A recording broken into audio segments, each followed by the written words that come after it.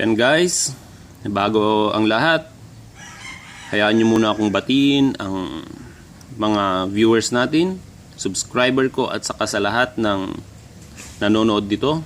Magandang araw sa inyong lahat.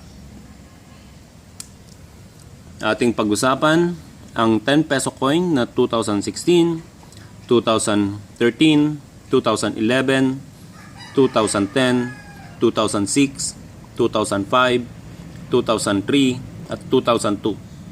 Yan guys, ingatan natin ang ating bariyang ganito dahil mahal na kapag bilhin ng mga kolektor.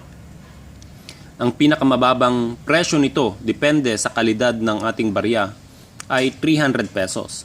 Ngunit kapag meron kang 2007 at 2009, binibili nila ito ng halagang 1,500 hanggang 2,500. Guys, mayroon akong kakilalang bumibili nito. At ako yun. Kung meron kayo nito guys, i-comment nyo lang ang inyong pangalan at saka ilang barya meron kayo para titignan ko. Kokontakin ko kayo. Iko-contact ko kayo. Huwag kayong magko-comment sa aking Facebook account dahil hindi ko kayo sasagutin. Mag-comment lang kayo sa video na ito.